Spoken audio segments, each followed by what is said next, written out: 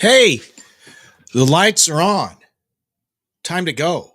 I have no idea what we're going to talk about. Welcome to the Classic Guitar Rock Daily Update. My name is Jeremy. Thank you so much for joining me. News and comment. I'm excited about this first news item. Spinal Tap. Are we ready for another Spinal Tap? Spinal Tap, if you'll recall, came out in 1984. It was a mockumentary and kind of, I don't want to say it invented the genre, but it kind of invented the genre. And of course, that same outfit, Christopher Guest, Michael McKean, Harry Shearer, they've gone on and made several. A Mighty Wind. Yeah, I mean they're this ensemble now, and they've done several projects just like this. They're all very funny. Well, they've announced a new Spinal Tap documentary, right, coming up, and Rob Reiner will be reprising his role as documentary maker Marty DeBurgi, and then we'll have all the fellas. There's a thumbnail of the plot. Remember their manager Ian? Well, in this next version, Ian has passed away, and his wife has the contract that says Spinal Tap still owes them one more concert. And so this documentary will cover this last concert that they have to put together. And to be honest, it's kind of spoofing The Last Waltz, right? The Martin Scorsese film, which chronicled the final concert of the band. So obviously the band is older now. I'm sure there'll be fun and frivolity. It looks like Paul McCartney, Elton John, and Garth Brooks will all be making cameos in it as well. So what's not to like about that? That will be fun. Spinal Tap. Look for that. Sometime it's going into production in 2024. Nice thing about a documentary style movie, they don't have the costs and production times of full-blown major motion picture. So it could come out fairly soon. Who knows? We'll see. Looking forward to that. This is from Ultimate Classic Rock. Nothing pressing, but I just thought it was funny. David Coverdale's band Whitesnake has seen an impressive list of musicians come and go from its lineup. Still, one rocker heard he was joining the ranks, but never did. And that was David Gilmour. First of all, let's imagine for a minute David Gilmour in Whitesnake. Would that work? Love Whitesnake, love David Gilmour. I don't think it would work. Two completely different styles. But during an appearance on the Rock on Tours podcast, David Coverdale recalled a conversation he had with the Pink Floyd guitarist. Quote, I was at a party at Ian Pace's house. Ian Pace, of course, drummer in Deep Purple and in the early days of Whitesnake. I was at a party at Ian Pace's house a lifetime ago, and David comes up to me. He says, David, may I ask? They're both named David here, okay? He says, David, may I ask you, am I joining Whitesnake? Coverdale said, I don't know, but I read in the effing Daily Mirror that Jimmy Page is joining, and we haven't even spoken. Coverdale, it turns out, was as surprised by Gilmour's question as the Pink Floyd rocker was by the rumors. He heard he was joining Whitesnake and he needed confirmation. He chuckled. And I guess that's just kind of the nature of the beast, right? We've heard instances of this, and this reminded me of one of the funniest stories ever related to Deep Purple, actually. You ever heard that the time that Tony Iommi and Ian Gillan went out drinking at the pub, and then the next morning Ian's agent calls him and says, hey, Ian, do you realize you joined Black Sabbath last night? And Ian Gillan didn't really even remember the conversation, but sure enough, he had told Tony he wanted to join Black Sabbath. And of course, they did get together and record one album the Black Sabbath Born Again album. Some people like it, some people not so much. It is, in fact, the worst album cover ever made. So they got that going for it.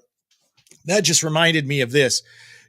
First of all, things in the press, you can't always believe it. And then, you add a little drinking at the pub, who knows what might happen. What if Ian Gillan would have wound up in like a different band than Black Sabbath? What if he had been drinking with, I don't know, Simon Le Bon?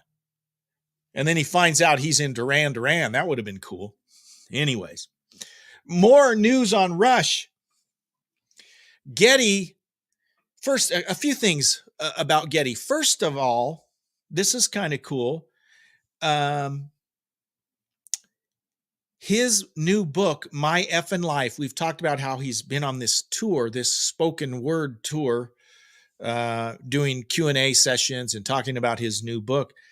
It's debuted at number 5 on the London Sunday Times bestseller list. And I'm sure it will appear on the bestseller list in the US as well, but it's debuted at number 5. So congratulations, Geddy. Geddy is attempting to calm speculation over his planned songwriting sessions with former Rush bandmate Alex Lifeson. Now, last week, or maybe it was the week before, we mentioned that there'd kind of been this understanding since Neil's death, or we thought an understanding that, Rush was done, that was the end. Well, Geddy had kind of floated it that, Alex and I still want to make music. We could still do things together. And then that got all of us Rush nerds excited. Oh, there's going to be more Rush, blah, blah, blah. Well, Geddy's trying to kind of temper those expectations a little bit. The guys are close. They're best friends, right? So they still talk to each other all the time. They still, here's a quote from Geddy. If I say anything about working with Alex, people run to the conclusion that Rush is starting up again. The frontman told CTV Morning Live in a recent interview. This is not the case. Yes, Alex and I like each other a lot still. We hang around with each other a lot, and we both have a desire to try to write songs together. We don't know whether that will bear fruit or not. If it does bear fruit, great. Then we might release some songs. If that's always an if there. But when people publish articles about that, they leave the if out. So yeah, I plan to get together with Al and we plan to write some songs, but we don't know if they'll be any damn good. So we'll see what happens. So let's all just chill a little bit on the Rush. We'll see what happens. Now we know December 2nd, we all know what's going on, right? December 2nd, Madison Square Garden. It's the final Kiss show. And in advance of the final live shows at Madison Square Garden it's actually happening on the 1st and 2nd. So 2 nights at Madison Square Garden. Several exciting activations will take place throughout New York City. Activations are big, fancy word for big marketing hoopla, dupla things. They will be having a music to light show on the world famous Empire State Building on November 30th. So if you are in the greater New York metro area, you should swing by the Empire State Building. It'll be the biggest thing since King Kong climbed the Empire State Building. You don't want to miss it. So they'll be doing a big light show, lighting up the sky, the Empire State Building in New York City. I think that'll be fun. I mean, it'll be fun. Awesome. Let's talk about an album. In fact, speaking of Canadians, the other band from Canada, one of my favorite albums, April Wine's Nature of the Beast, came out in 1981. Yeah, it's commercial. Let me talk about this idea of commercial. Because we classic rock people, when I say we, I don't mean me, I mean you. Probably not you, probably you, right? People that talk about an album being commercial like it's a bad thing. That's stupid. You want a lot of people to listen to your music, right? Not just from a monetary standpoint, but you've got your art Isn't it a good thing if it's popular and lots of people buy it and it gets played a lot?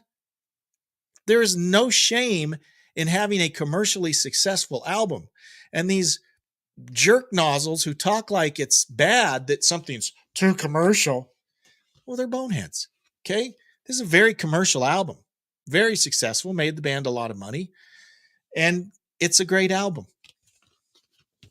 I mean, all over town, telling me lies, Sign of the Gypsy Queen, Just Between You and Me, Wanna Rock, Caught in the Crossfire. This whole album, I don't skip a single song on here. One of my favorites is actually the last track, One More Time. One more time before we go. It's a great album. April Wine is just a great rock and roll band. Very underrated. They were never huge, but they just got catchy tunes. Harder, Faster is they got several great albums. This one, probably my favorite. And again, one that the classic rock snobs probably turn their nose up. They got too commercial. They sold out. Whatever. Now I'm all fired up. Okay, anyways, guys, if you don't have Nature of the Beast, go out right now and buy it, or at least stream it. I mean, you owe that to yourself. You owe that to your country, I think. Regardless of what country you live in, you should be streaming this album today. Thank you so much. Thank you for all your support. If you aren't following us on X, please follow us on X. And if you're rich and can afford $1 a month, subscribe. It's only $1 a month to help us build our empire. Thank you so much. We'll see you tomorrow for our next daily update. Live long and prosper. We'll see you. Bye-bye.